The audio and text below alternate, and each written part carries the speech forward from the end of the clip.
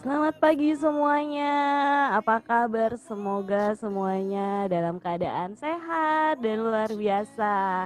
Nah, sebelum kita mulai, saya mau minta rekan-rekan, saya panggil rekan-rekan boleh ya, untuk menyalakan videonya dulu yuk supaya kita kerasa nih sama aja offline sama online-nya. Jadi bisa ngeliat muka satu sama yang lain dan bisa saling mengenal. Sambil menunggu juga, sambil menunggu yang lain masuk, boleh dong ditulis di kolom chatnya nama dan asal perusahaannya supaya kita bisa kenal-kenalan juga nih di chatnya. Silahkan dituliskan nama dan asal perusahaannya.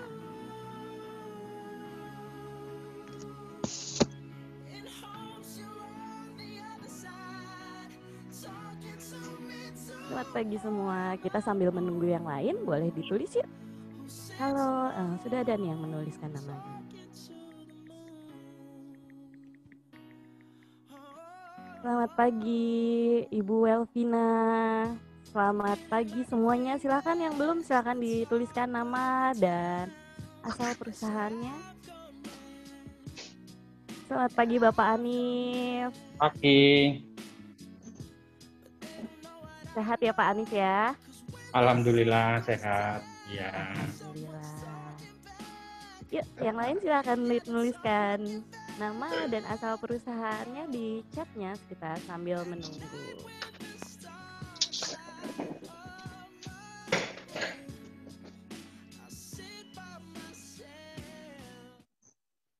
Oke. Sambil menuliskan, tanpa berlama-lama lagi, saya akan mengenalkan dulu beberapa fitur yang akan kita gunakan nih di sesi kita kali ini. Mungkin banyak yang sudah tahu ya, tetapi untuk yang lainnya mungkin masih ada juga nih yang belum biasa dengan gunakan fitur Zoom.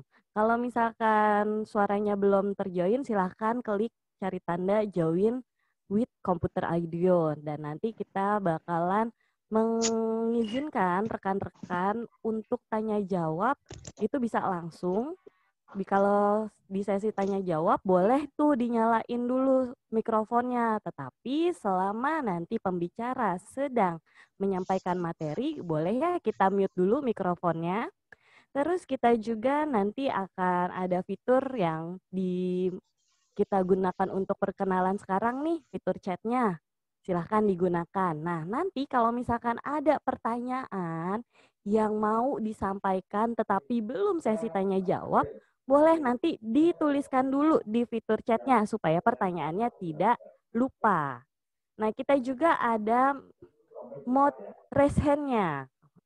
Apakah semuanya sudah menemukan raise hand-nya? Kalau misalkan sudah, boleh dicoba raise hand-nya.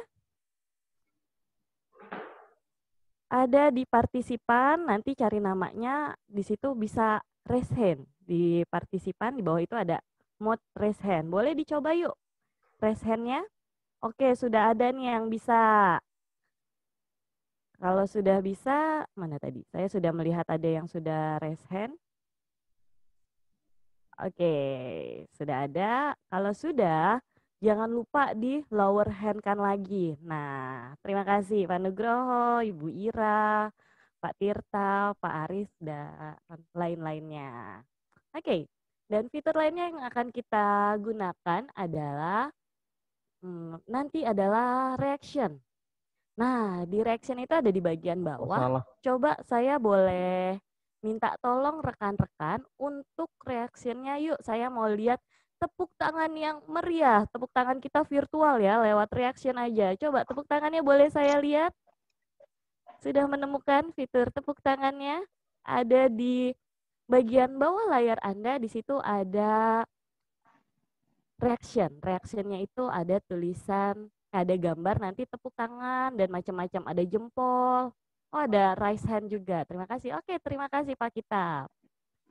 Terima kasih Pak Anies untuk metode raise hand-nya. Oke, yang sudah raise hand boleh lower hand. Terima kasih Ibu Welvina sudah menemukan tepuk tangannya. Baik, itu kurang lebih fitur-fitur yang nanti akan kita gunakan di sesi kita kali ini. Boleh yuk masih yang mau berkenalan boleh tetap dituliskan di chatnya supaya kita bisa tahu semuanya juga. Dan kita langsung lanjut ya ke acara kita yang pasti ditunggu-tunggu oleh semuanya. Kali ini kita akan sharing session mengenai selling in new normal. Nah, saya ingin mengucapkan selamat datang kepada perwakilan 45 perusahaan loh, luar biasa. Selamat datang, terima kasih sudah hadir ke sini. Semoga nanti apa yang kita sharingkan bisa membantu rekan-rekan kita semua juga untuk dapat menerapkannya dalam pekerjaannya sehari-hari. Maaf nih, saya tidak bisa sebutin satu-satu, soalnya ada 45. Adanya ntar kita malah habis disebutin satu-satu di sini semua. Tetapi saya terima kasih sekali apresiasi atas kehadiran dan atensi dari rekan-rekan semua.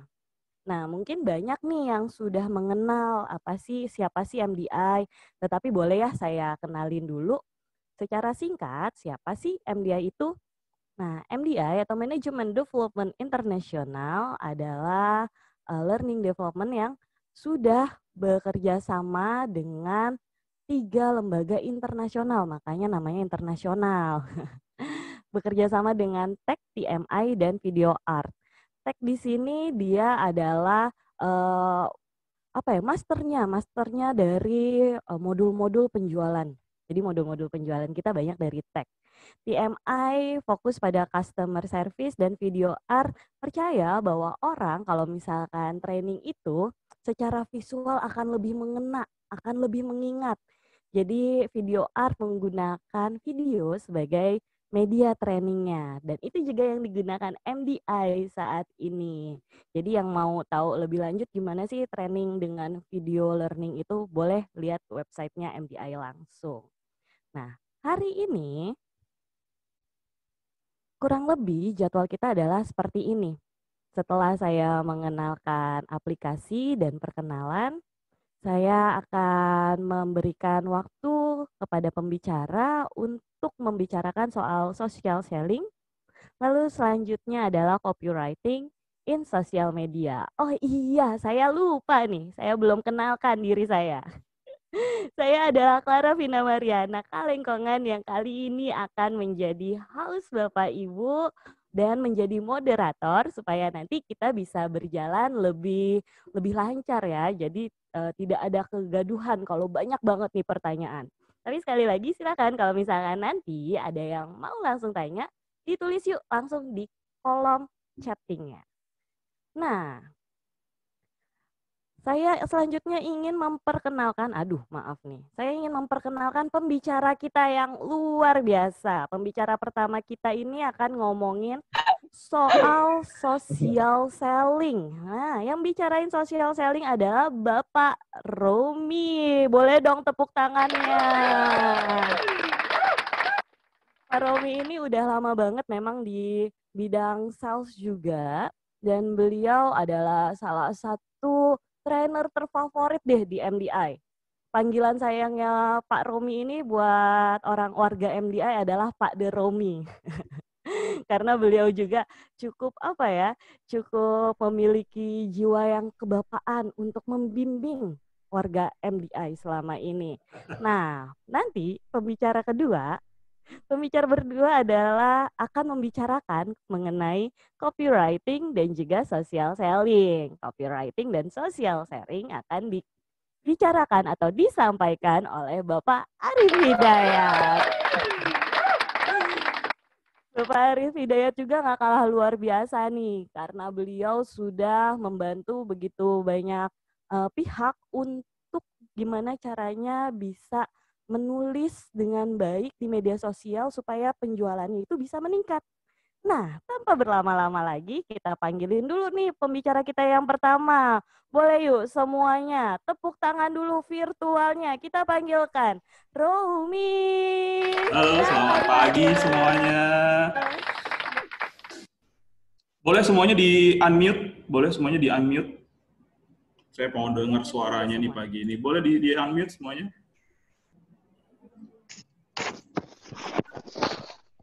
Oke. Sudah? Oke, selamat pagi semuanya. Selamat pagi. Oke. Apa kabarnya hari ini? Baik. Biasa. Biasa di luar. Biasa di luar. Usahakan selalu di luar ya Pak ya. Iya. Siap. Hai Mbak Dini dari Golf Batam. Selamat pagi. Selamat Cantik pagi. sekali Mbak Dini pagi ini. Waduh. Oke. Boleh sekali lagi kita berikan applause buat Mbak Clara yang sudah membuka sesi ini dengan sangat baik tadi. Mbak Clara, terima kasih banyak. Thank you, Pak. Oke, baiklah. Baik. Oke, boleh semuanya kembali di mute lagi ya. Khawatirnya nanti suaranya jadinya tumpang tindih gitu ya. Oke. Cek sound. Apakah suara saya cukup clear and loud di telinga teman-teman semua yang ada di sana? Kalau cukup clear, kalau cukup aman, boleh digunakan kolom chatnya atau mungkin reaction jempolnya.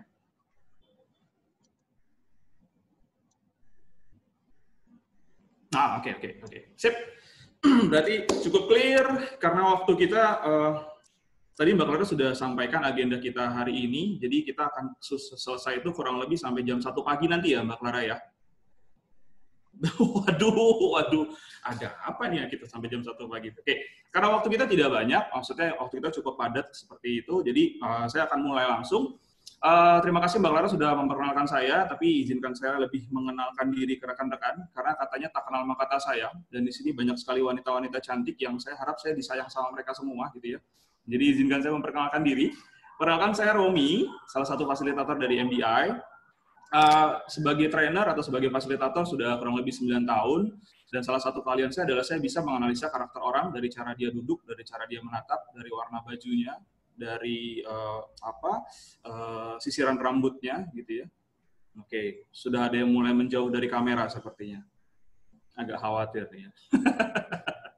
Oke lah. Dan saya cukup dikenal di keluarga MDI, salah satu fasilitator yang suaranya merdu, katanya seperti itu.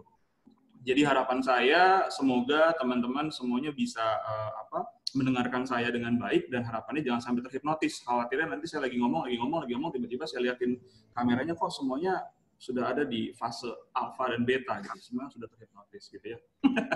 Oke lah, itu singkat dari saya.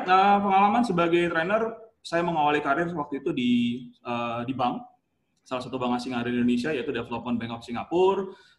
Terus malam melintang juga di beberapa lembaga keuangan, saya juga pernah di asuransi juga, as a trainer juga, dan kalau sales juga saya pernah di bank, saya pernah mencoba untuk jualan kuburan, rekan-rekan. Nah, saya pernah punya pengalaman jualan kuburan, tapi itu sudah lama sekali, itu waktu awal-awal saya merintis karir, jadi saya pengen tahu gimana sih caranya atau rasanya jualan. Tapi saya yakin rekan-rekan semua yang hadir hari ini, semua yang rekan-rekan yang hadir pagi ini punya pengalaman sales yang jauh lebih luar biasa. Oleh karena itu, sifatnya pagi ini bukan ngajarin rekan-rekan, tapi kita lebih ke sharing. Oke, jadi kalau sharing itu harusnya bisa dua arah. Oke, kita mulai ya, Bapak Ibu semua, rekan-rekan semua. Saya minta reaction jempolnya semua, semuanya harus nyala. Kalau nggak nyala, saya nggak mulai. Reset nih si Mas Romi ini ya. Oke. Pada perjalanan nanti rekan-rekan boleh panggil saya dengan nama Romi saja gitu ya, atau Romi atau Bro boleh ya, boleh pakai Mas boleh, asal jangan pakai ses atau sis ya, karena insya Allah saya laki-laki beneran. Jadi dua itu aja sih ya, yang lainnya silahkan biar kita lebih santai. Oke, saya mulai dengan pembahasan atau MDI talk kita pagi ini adalah selling in new normal. Kalau ngomongin tentang new normal, berarti kita akan bicara satu fakta di mana new normal ini bisa terjadi, yaitu adanya pandemi COVID-19. Setuju ya? Karena kalau nggak ada pandemi COVID-19 kan new normalnya nggak kejadian nih, kan gitu. Oke, nah satu fakta menarik di sini, rekan-rekan ada nggak sih yang tahu berapa sih sebetulnya ukuran si virus itu sendiri? Fakta menariknya, ukuran itu hanya 1.400 kali lebih kecil dari sehelai rambut. Bayangkan tuh. 1.400 kali lebih kecil dari sehelai rambut. Tapi ini rambut yang bukan digimbal ya. Kalau rambut digimbal kan tuh dia tebel soalnya. Oke, 1.400 kali lebih kecil dari sehelai rambut. Ukurannya kecil, tapi memberikan dampak yang tidak kecil. Kalau saya boleh bilang mungkin dampaknya besar. Apalagi kalau kita bicara tentang penjualan, tentang selling gitu ya. Karena semua sektor akan merasakan dampaknya dari si kecil yang 1.400 kali lebih kecil dari selai rambut ini. Jadi banyak orang di luar sana, termasuk kita semua ini, merasakan dampaknya, merasakan banyak perubahan yang terjadi karena adanya si pandemi COVID-19. Nah, kalau pandemi COVID-19 itu adalah sebuah masalah, nah pertanyaan besarnya adalah apakah kita akan terus berdiam diri, apalagi ini pas tanggal 1 Oktober nih ya, 2020 itu kalau saya baca di beberapa sosial media, ibaratnya 1 Januari, Februari itu kita lagi seru-serunya beraktivitas, begitu masuk ke Maret sampai dengan bulan ini, kita lagi kayak mimpi ya rekan-rekan. Ini kok tiba-tiba udah bulan Oktober aja nih, gitu kan. Nah, kalau bicara lagi tentang produktivitas, ya saya yakin tetap aja banyak perusahaan tetap akan berusaha untuk tetap produktif. Kami pun di MDA juga melakukan hal yang sama gitu. Tapi balik lagi tadi ya, kalau COVID-19 adalah sebuah masalah, pertanyaannya adalah apakah kita akan menganggap itu sebuah atau sebagai hambatan, atau justru kita akan mencoba untuk mencari peluang dari si masalah tersebut. Karena ada beberapa rekan saya, seorang sales juga, yang akhirnya mereka berpikir coba untuk melihat dari perspektif positifnya dalam tanda kutip. Selama ini mungkin untuk melakukan meeting agak sulit karena terkendala jarak, gitu kan, waktu gitu ya, kemacetan Jakarta yang luar biasa, tapi saat ini mereka justru lebih sering bisa meeting. Kenapa? Karena meetingnya virtual. So, pandemi COVID-19, masalahkah itu? Yes, tapi apakah kita akan berdiam diri? Terus udah Oktober, terus kita bilang, ya sudahlah Rom, tinggal 2 bulan lagi ini, ya sudahlah, kita pasrahin saja. Gimana ya nanti saja.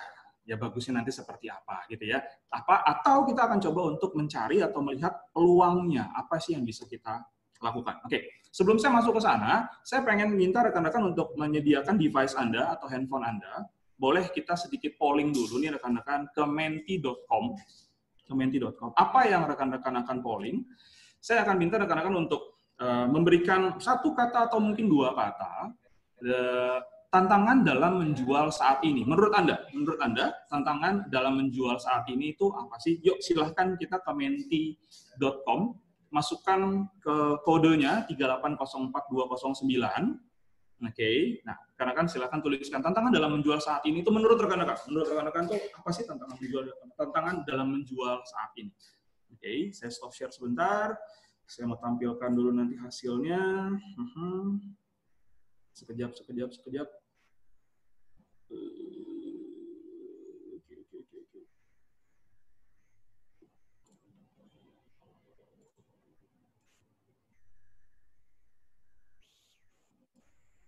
Yes.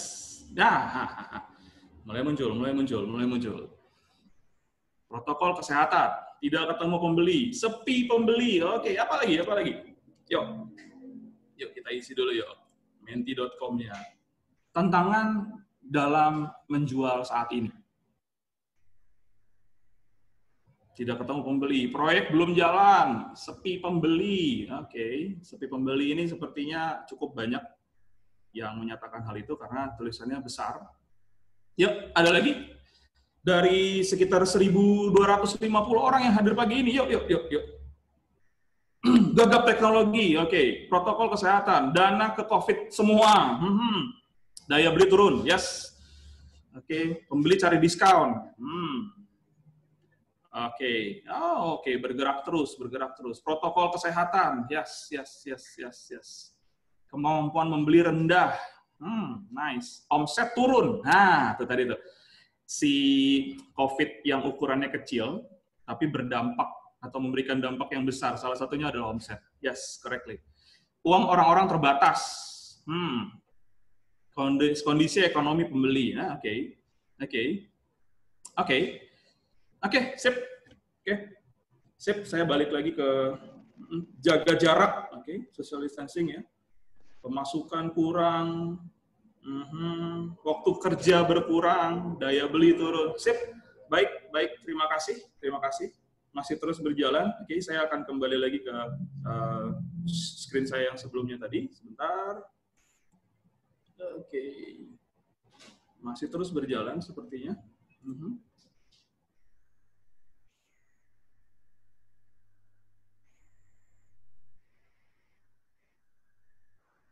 Sebentar, yep. Yes. Nah, jadi kalau tadi kita sama-sama lihat, saya setuju sekali dari beberapa masukan tadi, dari beberapa polling yang kita lakukan, ya jaga jarak, terus omset menurun, daya beli menurun, dan sebagainya tadi ya. Oke, nah COVID-19 yang memberikan dampak yang besar tadi itu akhirnya membuat yang disebut dengan selling atau sales itu mengalami sebuah transformasi, gitu kan? Sales bertransformasi. Oh, sales model. Jadi kalau dulu waktu zaman saya juga masih aktif dalam berjualan gitu ya, yang kita lakukan adalah cold call, qualify leads, terus sales demo gitu kan. Tetap akan ketemu sama customer, tapi sebelumnya atau diawali dengan cold call dulu. Oke, tapi sekarang di new sales model yang dilakukan adalah social network, oke, terus engage, lalu educate. So, sales bertransformasi. Tidak hanya selling-nya atau tidak hanya sales-nya saja yang bertransformasi, tapi juga consumer behavior atau perilaku customer. Perilaku customer pun mengalami perubahan pastinya. Ini ada beberapa consumer behavior yang berhasil saya rangkum. Poinnya adalah orang-orang lebih stay at home gitu ya. Terus menariknya online shopping yang tadinya sifatnya hanya membeli yang dia inginkan, tapi sekarang orang-orang sudah membeli kebutuhan pokoknya bahkan menggunakan online shopping. Terus konsumer akan lebih banyak menghabiskan waktu melihat media sosial. Betul ya? Yang tadinya kita sangat akrab dengan sosial media, yang tadinya kita sangat akrab dengan handphone kita ya. Karena handphone itu adalah benda atau barang yang dalam tanda kutip haram sekali harus kalau ketinggalan, lebih baik katanya ketinggalan dompet daripada ketinggalan handphone gitu ya. Dan pagi-pagi itu yang kita pertama kali sentuh itu bukan pasangan, gitu ya. Biasanya yang kita sentuh pertama kali itu adalah handphone. Kita lihat ada feed apa di Instagram dan sebagainya. Nah, consumer behavior mengalami perubahan atau berubah rekan-rekan. So, terus ada satu survei juga yang dilakukan per Juli 2020, more likely shopping online. Karena tadi orang-orang sudah bergerak lebih sering menggunakan media sosial dan mereka lebih sering belanja online. Survei ini dilakukan ke beberapa range usia. Ada range usia 16-24 dan 35-44 yang persentasenya sama, yang dimana mereka lebih suka belanja online. Sebanyak 51%. Dan bahkan mereka berharap even after pandemic pun mereka akan tetap melakukan yang namanya shopping online. Gitu ya. Jadi itu yang terjadi rekan-rekan. Itu yang terjadi. Jadi orang sudah mulai bergerak ke arah yang shopping online ini. Bahkan mereka justru sudah mulai lebih nyaman dengan si shopping online ini. Nah, terus shopping online gitu kan, maka lebih tepat kalau kita bicara selling in normal dengan membahas tentang social selling. Social selling, hal yang lagi ngetrend, hal yang lagi hits sekali saat ini, atau cara menjual yang lagi hits, atau cara menjual yang lagi ngetrend. Saya yakin beberapa dari rekan-rekan sudah mulai mengenal atau sudah pernah tahu tentang social selling. Tapi pagi ini kita akan bahas social selling dari segi yang bisa saya bilang sedikit berbeda. Tapi sebelum kita masuk ke apa saja yang akan kita bahas di social selling, maka kita perlu tahu dulu sebetulnya di awal, sebetulnya apa sih social selling itu? Oke. Nah, sederhananya, social selling itu adalah seni menggunakan jejaring sosial yang tujuannya untuk mengembangkan atau membangun hubungan dengan pelanggan. Lalu cek, ada feedback di saya?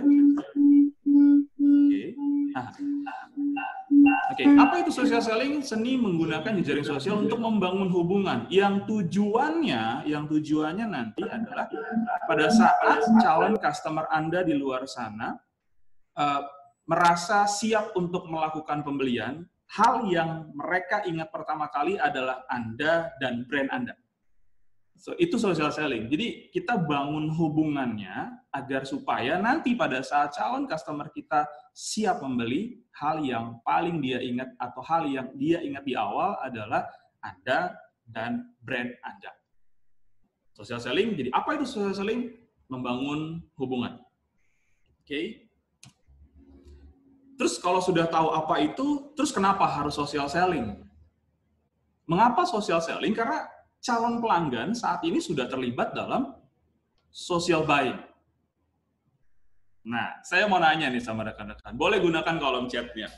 Benda atau barang apa yang terakhir Anda beli lewat online?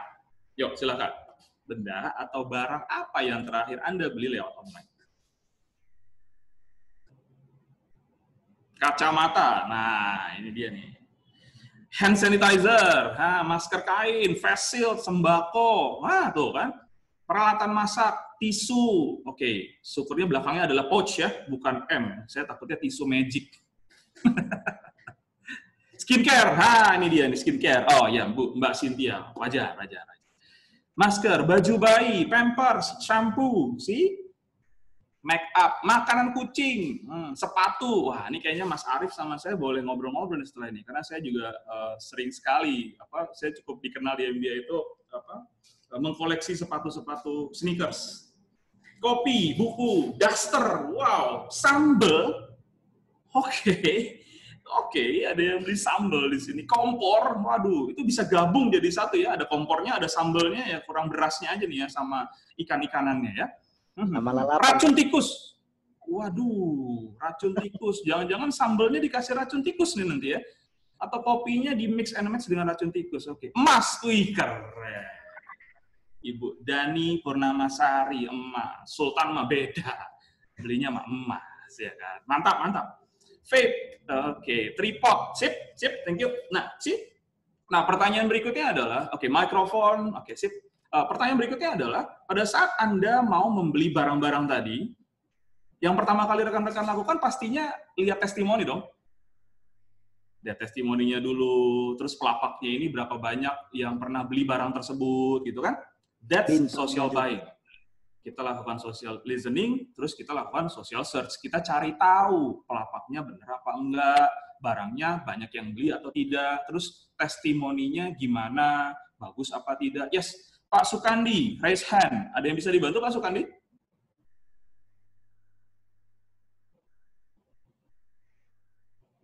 Oke. Saya lanjut kalau gitu. Oke, nanti Pak Sukandi kalau misalnya ada yang mau ditanyakan, boleh lewat kolom chat dulu. Baik, sip. Nah, kenapa social selling? Karena calon pelanggan pun, kita pun sudah mulai melakukan yang namanya, atau sudah terlibat yang namanya social buying. Oke. Ini langsung send ke Temi aja ya, nggak usah ke grup ya. Kamu ke grup ya? Iya Pak, ke grup Pak. Ke grup boleh Pak. Gak apa-apa. Sip. Nah mengapa social selling itu tadi? Terus yang berikutnya, setelah mengapa social selling, pertanyaan berikutnya apa? Apakah kita sudah terlambat untuk mulai? Rom, orang udah mulai melakukan ini, Rom. Pertanyaannya adalah, apakah kita sudah terlambat? Jawabannya akan secara tegas saya bilang, belum. Masih ada banyak ruang untuk berkompetisi di dalamnya. Tapi, yang perlu sama-sama kita garis bawahi atau kita catat di sini adalah, masalah terbesar dalam social selling itu konsistensi. Tercatat orang-orang yang berhasil di social selling adalah mereka yang tampil secara konsisten.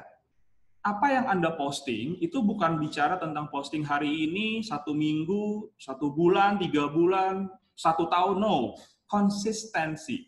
Kalau saya boleh ambil analogi dari sahabat saya pernah bilang gini, social selling itu ibaratnya kayak long distance relationship, LDR, pacaran jarak jauh, ya kan? Ya, saya nggak tahu ya apakah di sini ada yang pernah merasakan hal itu ya. Tapi LDR, pacaran jarak jauh, hari ini hangat hubungannya, gitu ya. Betul ya Mbak Clara ya? Hari ini hangat hubungannya. Apakah besok akan sama hangatnya dengan hari ini? Apa yang membuat itu terus hangat, gitu ya? Komunikasi terus terjalin karena konsistensi. So, social selling kita lagi bicara sama banyak orang di luar sana, dan yang membuat ini menjadi lebih efektif karena konsistensinya kita, atau karena konsistennya kita. Apa itu social selling? Kenapa social selling? Terus, apakah kita sudah terlambat? Saya jawab dengan tegas, belum. Sedikit cerita tentang konsistensi ini, rekan-rekan. Sedikit cerita saja tentang konsistensi. Jadi, di tahun 1910, ada perlombaan menuju Kutub Selatan yang dilakukan oleh 2 orang ini, Pak Roald Amundsen sama Kapten Robert Scott.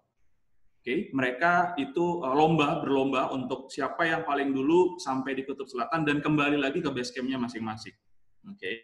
Karena ada 2 orang itu, maka mereka punya strategi yang berbeda. Setiap tim menerapkan strategi yang berbeda untuk sampai di sana. Dan kembali dengan selamat ke campnya masing-masing. Ada 2 strategi berarti kan? Strategi yang pertama, seluruh anggota tim melakukan perjalanan hanya di saat kondisi sedang baik. Kalau kondisi lagi nggak baik, mereka milih untuk bertahan atau beristirahat. Di lain sisi, strategi yang kedua, seluruh anggota tim konsisten melakukan perjalanan dalam jumlah mil yang sama setiap hari, terlepas dari kondisinya baik atau buruk. Oke, dan hasilnya satu tim mencapai kutub selatan terlebih dahulu dan berhasil dalam keadaan hidup tanpa ada yang cedera. Oke, lalu sementara tim lainnya walaupun berhasil sampai di kutub, tetapi dalam keadaan tidak dalam keadaan utuh. Beberapa anggota meninggal dalam perjalanan pulang ke markas mereka. Manakah strategi yang berhasil? Ternyata yang dimiliki oleh Mr. Amundsen. Mr. Amundsen memiliki strategi melakukan perjalanan dalam jumlah mil yang sama setiap hari terlepas dari kondisinya itu baik atau buruk. Kenapa? Karena mereka tahu bahwa mereka tidak dapat memprediksi kondisi, sehingga mereka berencana untuk terus berjalan sejauh 20 mil setiap hari. Sama seperti sekarang ya, kita nggak pernah tahu nih, kapan sih selesainya COVID ini, tiba-tiba PSBB-nya diperpanjang. Terus apa yang kita lakukan? Kan gitu. Karena kita tidak tahu apa yang akan terjadi nanti, so konsisten adalah salah satu cara untuk terus atau tetap efisien, tetap efektif, tetap memaksimalkan apa yang kita bisa. Social selling juga butuh konsistensi, rekan-rekan. Oke. Nah, kenapanya sudah, apanya sudah, sekarang bicara tentang strateginya nih. How to create a social selling strategy. Ada 3 elemen, kalau kita bicara social selling, ada 3 elemen yang harus kita lakukan. Yang pertama adalah target. Setelah kita ketahui siapa target kita, maka engage. Baru yang tahap selanjutnya adalah call to action. Target, engage, call to action. Oke. Target. Nah, yang saya tawarkan di sini adalah rekan-rekan bisa membuat yang namanya buyer persona. Saya yakin para sales sangat familiar dengan buyer persona, tapi izinkan saya sedikit bercerita tentang buyer persona. Jadi, buyer persona itu adalah membuat karakter fiktif dari target pelanggan Anda. Tapi meskipun fiktif, semua informasi dan keterangan yang Anda tuliskan harus benar berdasarkan research atau penelitian. Mengenal siapa target pasar secara detail dan lengkap akan memudahkan Anda untuk mengetahui apa masalah mereka, produk apa yang bisa kita tawarkan, dan solusi terbaik apa sih yang bisa kita tawarkan. Target bicara tentang siapa sebetulnya audiens kita, terus kira-kira apa yang bisa menjadikan produk yang kita tawarkan itu adalah sebagai solusi buat mereka. Targetnya harus jelas. Strategi pertama dari social selling, targetnya harus jelas. Cara menyusun buyer persona, sekilas saja rekan-rekan, karena nanti rekan-rekan akan berjumpa lagi dengan saya, kalau rekan-rekan berkenan, gitu ya. Kita akan ngomong-ngomong lagi lebih detail lagi tentang social selling ini di kelas khususnya saya nanti. Nanti rekan-rekan bisa hubungi ke trainer consultant dari MDI yang sudah menghubungi atau menggunakan rekan-rekan masing-masing ya. Jadi singkatnya cara menyusun buyer persona, demografi, tanyakan gaya hidup, kepribadian, sasaran, dan yang paling penting pain point. Apa yang menjadi tantangan? Social selling awalnya pahami tentang targetnya dulu. Siapa sih sebetulnya targetnya kita? Kalau sudah siapa targetnya kita, maka kita perlu tahu nih. Karena social selling adalah social media selling. Terus kita juga perlu tahu most used social media network. Yang paling atas ada YouTube, berikutnya ada WhatsApp, dan seterusnya di bawah itu. Ini adalah platform social media yang paling sering digunakan di Indonesia. Target bicara tentang siapa nih, atau siapa aja yang ada di mana, nah gitu. Siapa saja yang ada di mana. Saya mulai dari YouTube. Audiensnya 16 sampai 65 tahun. Kontennya berupa video. TikTok yang lagi digandrungi ini. Ada beberapa perusahaan yang kebetulan saya berkesempatan untuk memberikan sebuah sharing gitu ya, yang sudah menggunakan TikTok dan efeknya sudah mulai terasa. TikTok. Terus ada Facebook, ada LinkedIn, terus ada WhatsApp rekan-rekan, yang setiap pagi kita lihat. WhatsApp itu biasanya menggunakan yang digunakan adalah statusnya. Nah, gimana caranya? Gimana caranya? Seperti apa sih yang harus kita lakukan? Konten YouTube misalnya video. Terus gimana caranya video kita nanti dilihat sama orang? Kalau rekan-rekan pernah dengar istilah clickbait, itu yang akan nanti dijelaskan sama Mas Arief. Betul ya Mas Arief ya? Mas Arief akan ngomongin Mudah-mudahan copywriting. Ya Mas Arief ya? Insya Allah Mas Romi. Iya. Jadi kontennya bagus, tapi kalau misalnya nggak clickbait, aduh, nggak ada yang mampir nih, gitu kan. Nah, nanti Mas Arief akan cerita tentang copywriting. Beliau adalah salah satu masternya copywriting di MDI. Oke, saya lanjut. Setelah target, sudah kita tentukan target kita siapa, maka langkah selanjutnya adalah mulai menjalin hubungan, engage. Nah, engage-nya dengan apa? Dengan melakukan posting, memberikan komen, follow mereka, memberikan like-nya mereka. Komen juga bukan cuma oke, sip, bagus, no. Harus kita kemas dengan baik. Gimana cara mengemasnya dengan baik? Gunakan ilmu copywriting yang nanti akan di-sharing sama Mas Arief.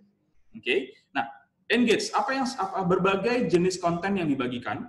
Terus ada tips successful content sharing. Lalu ada copywriting. Engage. Bicara tentang apa yang akan kita posting, komen yang seperti apa, follow-nya gimana, dan like yang kayak gimana. Itu yang akan kita lakukan. Jadi setelah targetnya jelas, mulai kita mencoba untuk membangun hubungannya dengan si engage ini. Oke, berbagai jenis konten yang dibagikan. Video dan gambar itu adalah yang paling populer. Terus hasil sebuah survei, terus konten yang berhubungan dengan pengetahuan dan hal yang bagus untuk dipelajari, inspiring quotes, tips-tips gitu ya. Kalau saya misalnya ambil contoh, saya adalah sales asuransi. Yang biasanya akan diposting adalah kebagusan atau kebaikan-kebaikan dari asuransi itu sendiri gitu kan.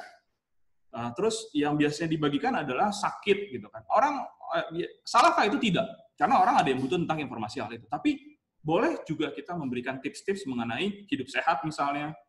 Terus gimana caranya kasih tips hidup sehat, terus apa hubungannya sama kita, Rob? Kita mencoba untuk menjalin hubungan dan menunjukkan bahwa kita capable terhadap hal tersebut. Jualan mobil. Kalau yang kita posting gambar mobilnya, terus interiornya, eksteriornya, dan sebagainya, boleh nggak? Boleh. Tapi sesekali bolehlah kita juga kasih tips-tips cara merawat mobil yang tepat seperti apa. Atau tips-tips membeli mobil second misalnya. Jadi orang juga tertarik untuk melihatnya tidak hanya sebagai wadah atau tempat berpromosi ria. Tapi orang-orang melihat ada satu hal yang berbeda dari apa yang kita posting. Dan itu akan menimbulkan engage.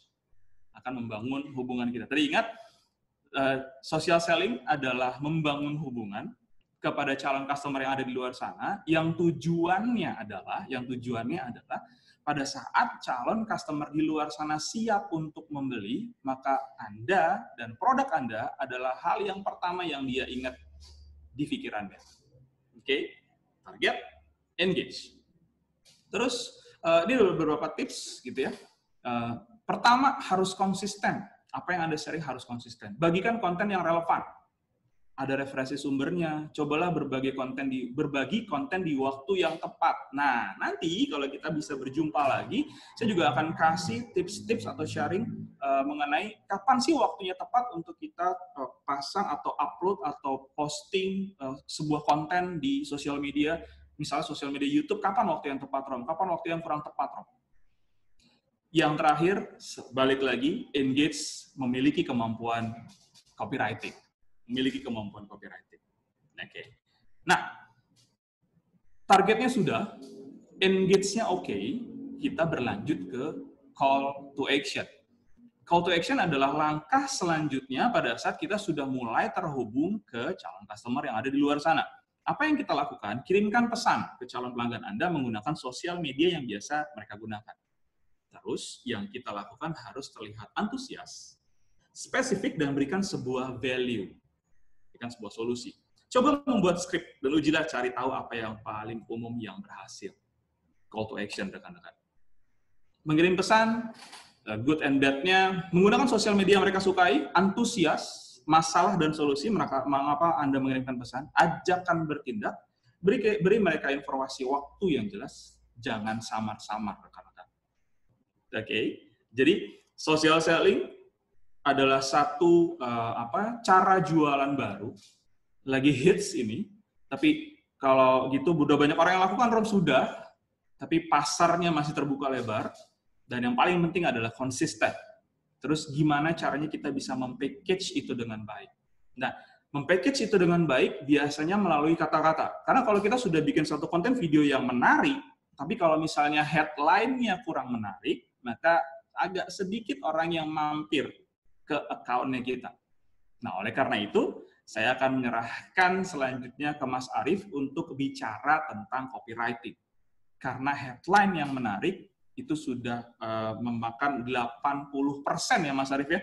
80% sebuah konten itu akan dilirik asalnya dari headline yang menarik. So, Mas Arief, silahkan untuk sharing tentang copywriting. Saya dulu dong. Oh iya saya lupa. Lupain deh kadang kalau lagi ada. Aduh. Sebelum ke Pak Arief nih, soalnya ada beberapa hal nih yang mau make sure dulu nih sama Pak De Romi. Yes. Pak De Romi, kan tadi Pak De Romi kan ngomongin soal perilaku konsumen yang berubah lah, tapi kita mesti tetap konsisten, terus ngomongin juga tahapan social selling. Tapi kalau misalkan Pak De Romi bisa menyimpulkan secara sederhana, social selling yang katanya adalah salah satu cara jualan baru ini, yang lagi hits. Terus secara sederhana itu bisa didefinisikan seperti apa sih, boleh nggak? Social selling-nya ya? Social selling, definisi dari social selling itu sendiri. Yes, Oke, sederhananya. Oh, itu yang pertama. Oh, oke. Iya, saya jawab dulu, boleh? Dulu lah. Boleh. Oh, siap. Kayaknya banyak nih. Oke, yang pertama. Social selling definisi secara sederhananya, secara simpelnya adalah, ini adalah cara baru di mana kita coba untuk menghubungi atau terhubung dengan calon customer di luar sana. Sosial media sudah sangat familiar digunakan oleh banyak orang di luar sana. Kenapa tidak kita manfaatkan hal itu? Nah, memanfaatkannya dengan apa? Dengan social selling. Kita bangun hubungan. Social selling itu bukan tiba-tiba, kalau bahasa Jermannya mak bedunduk gitu ya, mak bedunduk tiba-tiba kasih gambar gitu, kasih harga. Social selling lebih ke membangun hubungannya dulu. Orang perlu tahu produk apa yang ditawarkan. Misalnya contoh di sini ada Mas Suhud Sutrisno gitu kan. Mas Suhud Sutrisno dari Honda ya Mas Suhud ya. Boleh dari Yakult, Mas dari Yakult. Nah, iya. Dari Yakult. Terima kasih Mas Suhud. Saya pengguna setia Yakult Mas Suhud. Jadi boleh nanti saya kirimkan alamat, nanti boleh dikirimin ke saya ya Mas ya. Oke. Nah, misalnya Yakult gitu kan. Yakult. Orang siapa sih yang nggak kenal Yakult gitu kan? Banyak sekali orang yang sudah kenal sama yang namanya Yakult. Tapi masih banyak lagi market atau pasar di luar sana yang pengen kenal lebih dekat dengan Yakult. Caranya gimana? Social selling. Apa yang kita posting? Kebaikan-kebaikan sosial, kebaikan-kebaikan Yakult saja kah, Rom? Mungkin tadi yang saya bilang, tips hidup sehat, alasan kenapa menggunakan Yakult itu bagus, tanpa embel-embel kita langsung di depan, oke, Yakult itu bagus, Yakult itu A, B, dan seterusnya. Mungkin informasi yang memang dinantikan oleh orang di luar sana, yang mereka juga pengen nanya, juga belum ketemu nih, mau nanya sama siapa. Jadi secara sederhananya, kita bangun hubungan. Oke, secara sederhana bangun hubungan. Nah, pertanyaan selanjutnya dari saya nih, sebelum kita kasih ke Pak Arief nih. Iya, Arief udah nggak sabar ya? Iya, dia udah nggak sabar ngomong. Apakah semua industri... Apakah semua industri ini bisa menggunakan social selling atau ternyata cuma industri tertentu aja nih bisa pakai social selling? Gimana Pak Di? Soalnya masih banyak juga kan yang mikir, aduh industri saya gimana cara pakai social sellingnya? Nah, gimana tuh? Oke, saya jawab singkatnya gini. Apakah ini bisa digunakan oleh semua industri gitu ya? Saya jawab bisa. Terus gimana caranya? Nanti ikut kelas saya. Kita akan bahas secara detail. Kalau yang A gimana, kalau yang B gimana, kalau yang C gimana, kalau yang D gimana, dan seterusnya. Tapi Pertanyaannya apakah bisa? Yes, bisa. Karena ini sebetulnya adalah cara jualan baru. Teknik menjual baru gitu. Cara berjualan yang baru. Terus semakin ke sini, selling virtual atau social selling gitu ya, itu sudah bukan lagi opsional. Maka bahkan sudah mulai jadi main-nya, jadi utamanya nih. Udah bukan lagi waktunya kita merasa bahwa aduh jualan itu susah. Ya, yang bilang jualan itu gampang siapa? Karena waktu itu saya juga pernah merasakan hal yang sama ya. Jualan itu tidak mudah, tapi bisa dilakukan. Salah satunya adalah dengan social selling. Yes. Thank you, terima kasih banyak Pak Deromi. Boleh semuanya tepuk tangan yuk, kasih emoticon tepuk tangannya. Terima kasih. Nah, sebelum kita lanjutin, kan katanya kalau kita liatin layar laptop terus nanti takutnya mata kita radiasi ya. Tapi saya mau minta tolong nih semuanya buat nyalain dulu yuk videonya. Boleh dibuka dulu videonya yang bisa yuk supaya yang ngasih materi juga bisa lebih bersemangat menyampaikannya. Semangat. Jangan, apalagi ini, waduh. Saya ngeliat Mbak Dini sama Mbak Erni aja udah semangat saya. Waduh, Tambah lagi gimana ada Mbak lihat yang lain Cynthia ya Pak lagi. ya? Aduh, nah tuh Mbak Fitriani lagi, saya lebih semangat lagi udah. Selesai lah itu. Nggak, Pak saya Aris nggak ternyata semangat, dengan Pak. senyumannya, Semangat, saya dengan semangat Nggak, sekali nggak, melihat nggak, saya nggak semangat, Pak. Tuh, Buat Pak Arif semangat Tadi nggak? kan saya udah mention, Pak. Nah, Bapak Ibu, rekan-rekan, kita goyang sebentar yuk. Kita pemanasan, jangan dulu ngeliatin layar, kita liatin yang jauh dulu. Kalau misalkan kita dengar lagu ini, yuk goyang. Salah. Ini. Goyang yuk semuanya. Biar santai sedikit ya. Yes. Nah, selanjutnya pembicara yang nggak kalah luar biasa, kita bakalan ngomongin materi selanjutnya karena masih berhubungan sama social selling ya. Nah, ini gimana cara nerapinnya, kita ngomongin sama Pak Arif. Boleh semuanya tepuk tangan virtualnya.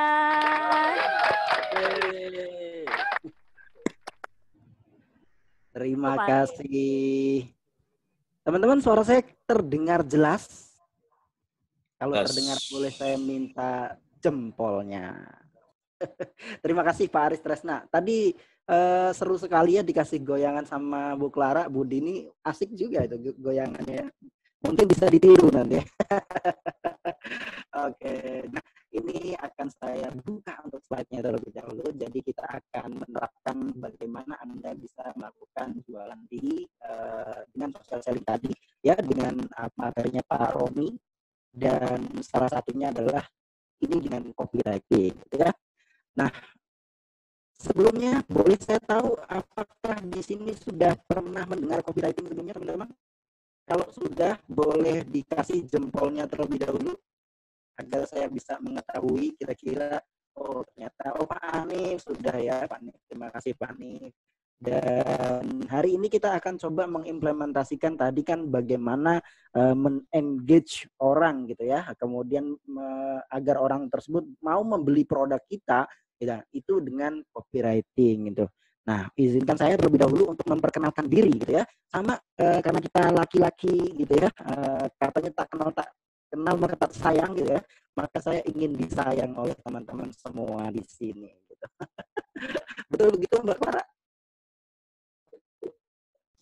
Mas Arif, Mas Arif atur ya, aja Pak soundcheck. atur. Ya. Arif. Oke. Ya. Nah, suaranya tadi agak kresek-kresek nih Mas Arif nih. Ada sekitar 1.250 responden yang memberikan keterangan tersebut. Jadi boleh dicek sound lagi karena Mas Arif ini juga suaranya tipis-tipis sama Didi Kempot ya Mas Arif ya. Sekarang masih aman. Sip, lanjut Mas Arif. Aman ya. Pak Arif, boleh saya sebentar sela dulu ya. Boleh yang masih mau bertanya, boleh tulis di kolom chat dulu yuk. Nanti kita akan bahas di akhir. Jangan sampai lupa mau nanya apa. Terus, aduh kenapa tadi saya nggak nanya ini ya? Ternyata lupa. Oke, silakan ditulis di chatnya. Silakan Pak Arif. Terima kasih. Nah, rekan-rekan, perkenalkan terlebih dahulu, nama saya Arif Hidayat, gitu ya, panggilannya Arif. Di sini saya menekuni dunia tulis menulis itu memang dari lama, sekitar 2009, gitu ya, mengawali di karir di buku. Awalnya memang suka nulis gitu ya, akhirnya mengembangkan berbagai macam media atau di sini jenis tulisannya itu mulai dari artikel, skrip TV dan juga radio. Dan dari semua jenis tulisan ini ternyata yang cukup unik dan juga apa ya, kalau dibilangnya ini agak-agak perlu teknik khusus, bahkan perhatian khusus itu di copywriting gitu teman-teman. Nah, mudah-mudahan, masih resek-resek ya. Oke, sebentar, saya akan cek terlebih dahulu, mungkin Mbak Clara boleh dibantu ya.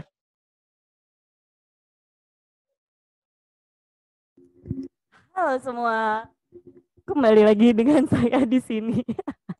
Sambil Pak Arif membenarkan soundnya supaya nanti materinya lebih enak juga nih disampaikan sama Pak Arif. Nah, kita masuk dulu yuk langsung ke Q&A-nya. Jadi buat yang nggak sabar nih, yang udah banyak banget pertanyaan yang ada di chat, waduh ternyata tanggapannya ke Pak Derom ini luar biasa nih Pak De nih. Nah, saatnya Pak De untuk menjawab pertanyaan-pertanyaan yang ada di kolom chat ini. Pertama nih, saya bacain ya. Dari AA. From AA, tantangan terbesar apa sih dalam membuat social selling nih Pak De? Nah, oke. Tantangan terbesarnya sebetulnya poin sederhananya adalah tadi ya, konsistensi. Jadi ada beberapa pertanyaan juga yang tadi saya lihat, gimana kan, berikan tips dong supaya bisa konsisten melakukan social selling. Poinnya adalah kita harus betul-betul pahami dulu apa sih sebenarnya tujuan dari social selling. Tujuan dari social selling kan ngebangun hubungan. Nah, pertanyaannya jadinya adalah, tantangannya adalah ya tadi, pada saat kita memposting sesuatu gitu kan, apakah itu akan langsung dilirik sama orang? Nah, maka dari itu kita harus mempackage itu dengan benar, dengan baik gitu. Salah satunya dengan ilmu yang akan nanti Mas Arif sampaikan dengan copywriting gitu. Jadi kalau tantangan terbesarnya adalah ya pastinya di awal-awal kita akan mencoba untuk coba untuk dikenal dulu nih sama banyak orang. Caranya gimana ya gitu? Kita rajin-rajin posting, kita rajin-rajin komen ke akun orang lain gitu kan. Kita follow mereka gitu. Itu salah satu cara-cara sederhananya seperti itu, Mbak Clara. Oke, thank you. Mudah-mudahan terjawab ya Bapak apa Ibu AA tuh. Nah, selanjutnya ada dari Trias, Pak Trias ya. Adakah waktu yang tepat untuk kita melakukan social selling agar meningkatkan social buying? Masih di mute, Adakah Pak. waktu yang tepat? Ya, adakah waktu yang tepat? Sebetulnya kita tinggal melihat sosial media platform apa yang akan kita gunakan.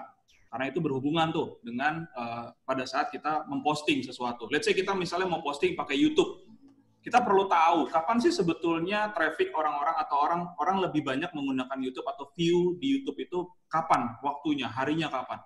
Misalnya, atau Instagram, misalnya kita gunakan Instagram, kita juga perlu tahu sebetulnya logaritma atau si Instagram itu sendiri, itu sebetulnya kapan sih trafficnya? Apakah pagi hari kita posting gitu? Apakah malam hari kita posting? Nah, oleh karena itu tadi kalau terkait dengan target, kita cari tahu dulu target kita itu siapa, audiens kita itu siapa saja, dan setelah itu kita cari tahu di mana mereka berada dalam tanda kutip. Kalau audiens kita adalah range usia 16-65 misalnya, ya oke. Kita mau cari mereka itu di mana? Maka maksudnya dari itu adalah platform sosial media apa yang mereka gunakan. Nah, dari situ kita akan juga coba pelajari waktu yang tepat. Kalau pengen tahu waktunya tepat kapan aja, nanti ikutin kelas saya. Oke? Okay? Yes. Thank you, Pak Deromi.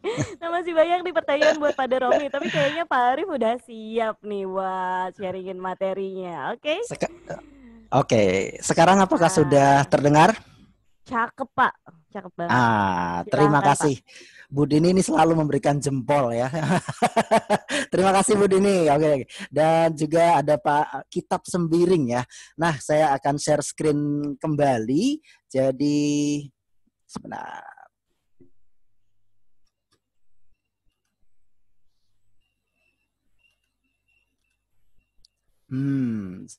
Tunggu. Bias kalau di dalam virtual memang kendalanya seringnya seperti ini ya, Bu, Bapak Ibu ya. Oke, mohon wait.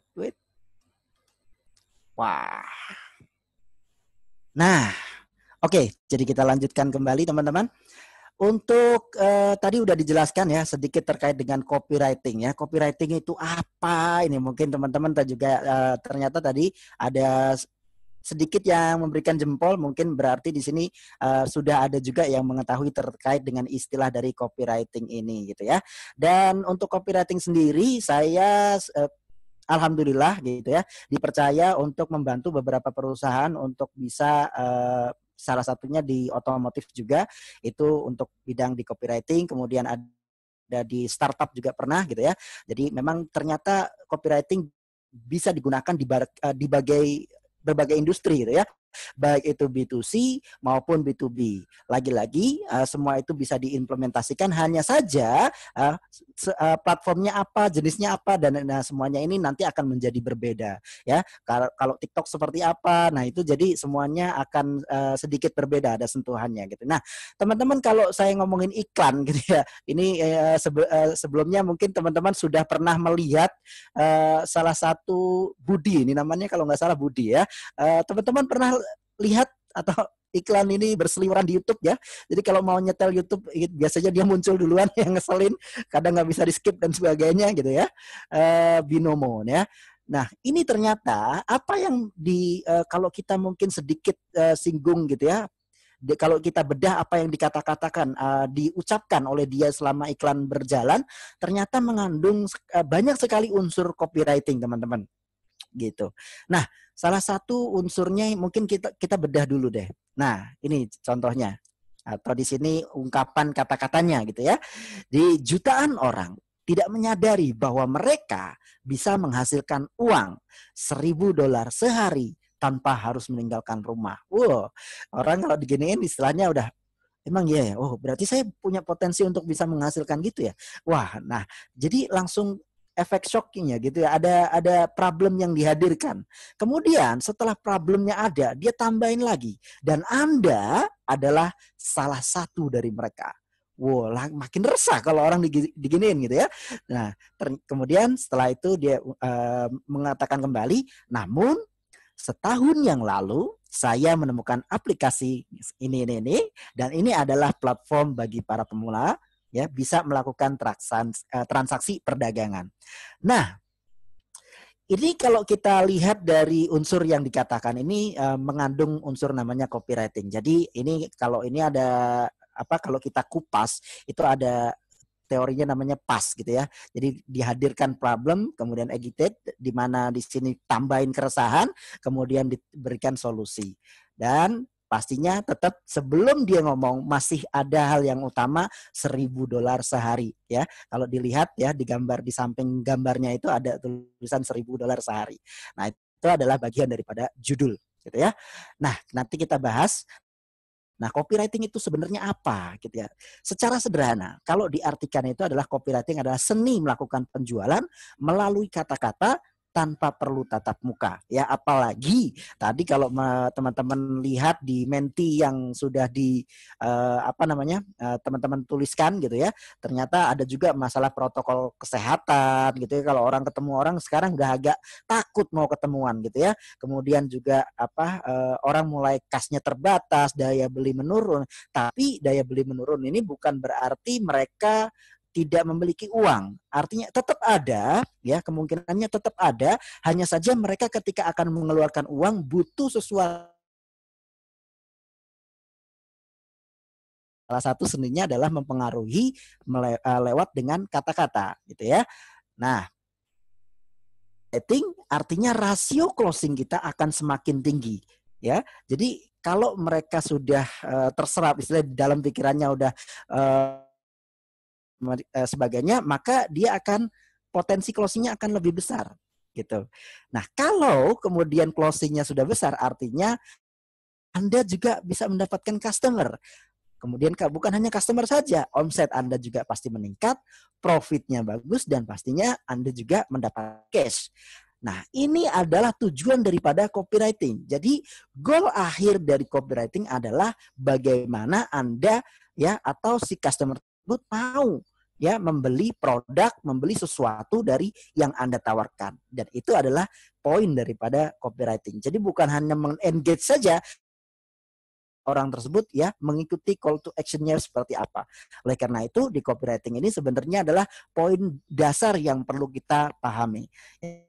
Tadi Mas Romi kan mengatakan engage gitu ya. Engage-nya seperti apa? Karena kalau kita lihat ya teman-teman mungkin bukan yang di sini tapi yang di luar sana gitu ya, banyak sekali orang yang menjual sesuatu itu ya asal menjual. Jadi produk. Kalau kita lihat timelinenya, kalau kita lihat story-nya sampai titik, semuanya itu jualan semua. Akhirnya orang tidak merasa terengage, fokusnya jualan mulu ya, gitu ya. Nah akhirnya itu yang menjadi akan menghindar. Kenapa? Karena orang sebelum melakukan pembelian, dia butuh pengetahuan, dia butuh informasi dan sebagainya. Bukan hanya produknya saja. Oleh karena itu penting sekali untuk men-engage. Oleh karena itu di sini bisa digarisbawahi juga bahwa copywriting itu ketika Anda mau melakukan penjualan, jadi penting untuk melakukan yang namanya sharing-sharing dahulu, selling kemudian. Gitu ya. Sampai di sini bisa diikuti teman-teman? Kalau bisa boleh saya minta jempolnya kembali. Ini tadi kan saya masih di sini masih ada oke ya. Masih ada pesertanya, takutnya saya hilang gitu. Repot nanti ya. Nah, kita men-engage orang melalui copywriting, mulai dari postingan dan sebagainya. Kayak tadi Pak Romi sebenarnya. Oke. Nah, tapi sebelum kita ke sana, mungkin yang perlu kita tanamkan terlebih dahulu di mindset kita, yaitu ketika Anda mau membuat sebuah copywriting ya, maka sebagai copywriter Anda perlu memiliki mindsetnya adalah seorang problem solver. Artinya Anda akan men-solve problem-problem orang-orang atau calon customer Anda. Dan yang kedua, bukan artinya hanya sekedar nulis gitu. Beda, karena banyak sekali orang yang sudah melakukan ini tapi akhirnya nggak closing gitu ya. Udah dikasih tahu ilmunya, cara kaya melalui tapi nggak kaya gitu. Cara banyak closing melalui Facebook tapi nggak closing ya. Artinya di sini ada satu kesalahan atau di sini ada satu hal yang perlu kita perhatikan, dan lagi ya perlu adanya namanya konsistensi ya. Kenapa perlu konsisten? Ya karena kita tidak pernah tahu customer ini datang kapan waktunya gitu ya. Mereka akan mencari waktu kapan, apakah akhir bulan, apakah awal bulan atau pertengahan bulan, atau bahkan mungkin setiap hari. Karena itu karena kita akan mengedukasi mereka, akan men-engage mereka, perlu yang namanya setiap hari gitu ya, kalau memang kita setiap hari. Tapi kalau tidak memungkinkan, misalnya kayak video, produksi video itu kan bagian dari ini juga marketing juga, teknis marketing, mungkin 1 minggu sekali. Tapi yang dipastikan adalah orang atau calon customer Anda mengetahui bahwa jadwalnya jam segini tidak berubah. Sama lah kayak pedagang keliling bakso, tukang sayur gitu ya dan sebagainya. Biasanya kalau ibu-ibu udah pasti namanya udah nungguin jam segini ada gitu ya. Begitu juga tukang bakso, biasanya kalau malam ada gitu. Nah, sama customer juga inginnya seperti itu ya. Ya, jadi adanya konsistensi yang kita perlu lakukan. Oke ya. Nah, ini adalah mindsetnya terlebih dahulu. Nah, sekarang kita coba teman-teman, saya pengen bertanya gitu ya. Nah, pertanyaannya simpel sekali. Jadi hal apa yang bisa membuat customer tertarik untuk melihat postingan Anda di media sosial? Nah, kalau ini boleh di kolom, boleh ada yang mau share di unmute juga bisa, monggo. Kira-kira kenapa ya? Kalau Mas Romi dan Mbak Clara, kira-kira kenapa Mas Romi dan Mbak Clara? Judul kalau saya sih, Mas Arief. Tetap balik lagi di judul gitu ya. Kalau saya sih judul, karena mau sebagus apapun video, misalnya konten kita adalah video, mau sebagus apapun konten yang kita buat, udah keren gitu ya videonya, tapi kalau judulnya nggak bisa menarik massa dalam tanda kutip, ya mungkin ada orang yang datang ke sana, tapi agak sedikit orang yang bisa datang ke sana. Jadi judul itu penting sekali. Jadi judul ya. Terima kasih Mas Romi. Wah, nah ini ada lagi nih dari Pak Kitab Sembiring dari Yakult ya. Tampilan awal, artinya di sini mungkin bisa dijelaskan Pak Kitab Sembiring. Tampilan awal maksudnya seperti apa Pak? Baik Pak Mas Arief, terima kasih. Iya. Yang pertama begitu menggoda Pak. Ini produk selanjutnya terserah Anda ya Pak Kitab. Semprot-semprot. Gimana Pak? Jadi tampilan awal menggoda. Tampilan awalnya seperti apa Pak? Boleh dijelaskan? menurut saya orang akan tertarik melihat sesuatu kalau dia memang apa yang dilihat itu. Biasanya kita akan terpengaruh dengan apa yang dilihat dulu. Ya. Akan efektif kalau dilihat, didengar, itu akan jauh lebih bagus. Jadi apa yang kita tampilkan di awal menurut saya sangat menentukan. Terima kasih. Jadi, nah tampilan awal ini apakah berhubungan dengan diskon atau apa Pak? Kalau Bapak sendiri ketika melihat gitu ya produk, apakah hanya tampilan produknya yang futuristik atau unik gitu Pak? Lebih kepada future-nya ya, apa ya? Kelihatan cerah begitu, seperti itu. Saya pikir mengenai produk hal lain ya, mungkin. Jadi, pertama, bagaimana tampilan kita dilihat menarik oleh semua orang. Gitu. Baik, terima kasih. Misalkan Mas Arif kasih warna yang gelap, ya pikir mungkin itu sesuatu yang memang menarik, sehingga orang, apa ini begitu? Ya, baik. Jadi kalau Pak Kitab Sembiring ini kan dari Yakult ya, ini berarti lebih ke B2B Pak ya? Kalau Yakult lebih banyak ke memang kita komunikasi langsung ya. Berarti B2C. Ini yang kita intens, memang kita juga sudah mulai di media sosial, cukup juga mulai. Hanya kekuatan kita adalah bagaimana orang mengerti Yakult. Ya. Mengerti Yakult dan akan mengkonsumsinya secara rutin. Demikian Mas Arif. Oke. Dan terima kasih Pak Kitab Sembiring bahwa itulah edukasi-edukasi juga yang perlu kita lakukan gitu ya. Jadi goal akhirnya orang tahu Yakult gitu ya, aware dengan Yakult, mau menggunakan produk Yakult dan uniknya gitu ya Pak, anak saya juga kebetulan ini suka Yakult Pak. Gitu. Jadi kita nyetok Yakult. Nanti saya bisa kirimkan alamatnya Pak. Yakult ini banyak direview dari berbagai kalangan, bukan hanya dokter gitu ya. Bahkan barusan juga saya melakukan searching, ternyata kayak Bukalapak gitu ya, Halo Dokter gitu juga merekomendasikan Yakult. Nah, ini artinya ada edukasi-edukasi yang menambah nilai daripada Yakult itu sendiri. Nah, sehingga orang mau menggunakan Yakult. Dan uniknya ketika judul-judul di Google itu muncul gitu ya, dan itu mengandung banyak unsurnya adalah unsur-unsur copywriting.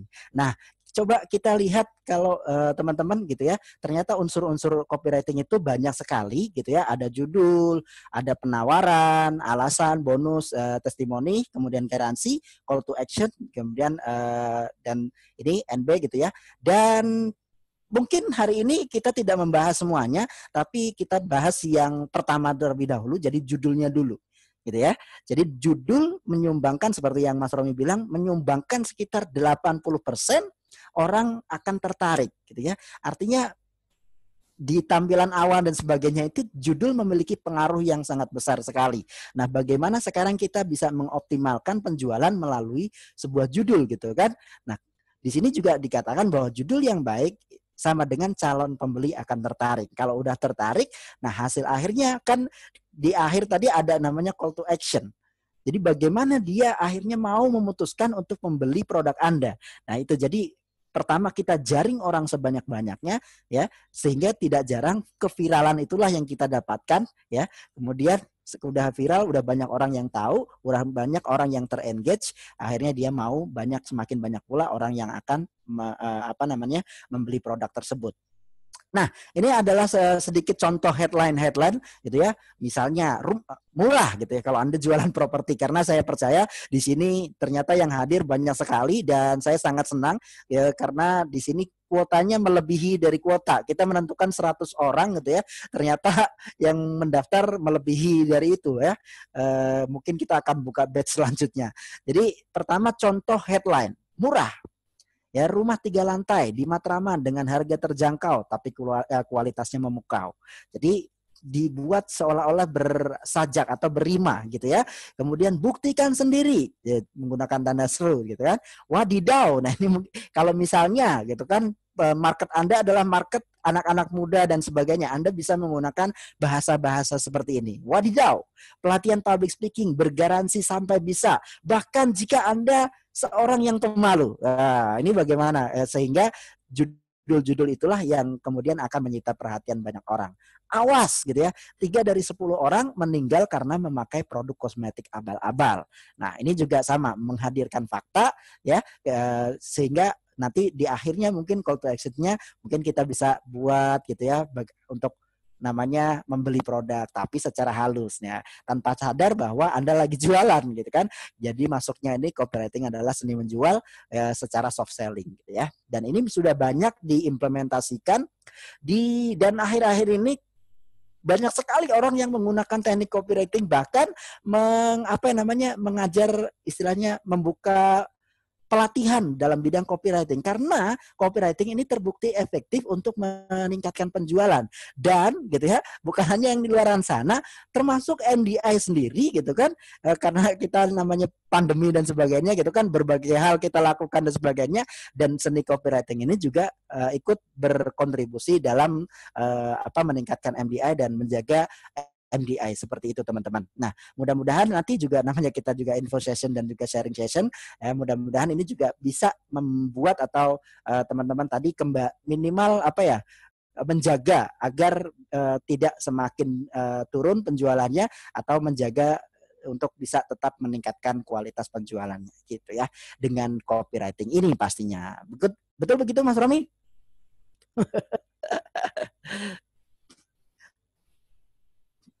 Oke, nah kita lanjutkan kembali ya.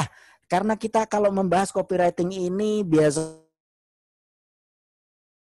3 jam sendiri gitu ya. Karena memang ada pelatihan dan sebagainya gitu ya.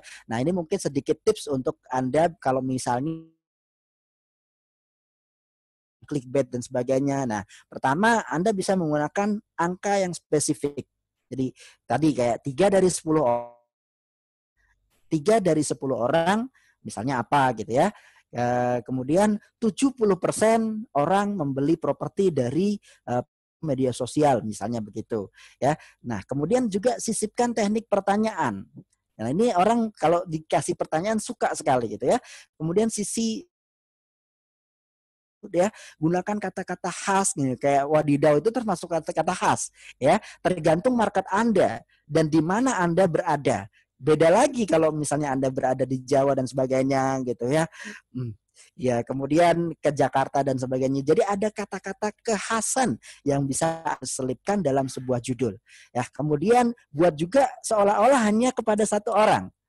Gitu ya. Dan yang terakhir, ini yang bisa saya bagikan adalah sadar dengan kesalahan. Misalnya gitu ya, 7 dari 10 orang salah dalam memilih kosmetik bisa kayak gitu. Nah, kita balik lagi di copywriting ya. Nah, ini contoh-contohnya. Karena Bu Tejo mungkin teman-teman sudah sempat melihat film Tilik gitu ya. Dan ini juga ternyata banyak sekali digunakan meme-meme. Bukan hanya di meme-meme, bukan hanya di status berita dan sebagainya.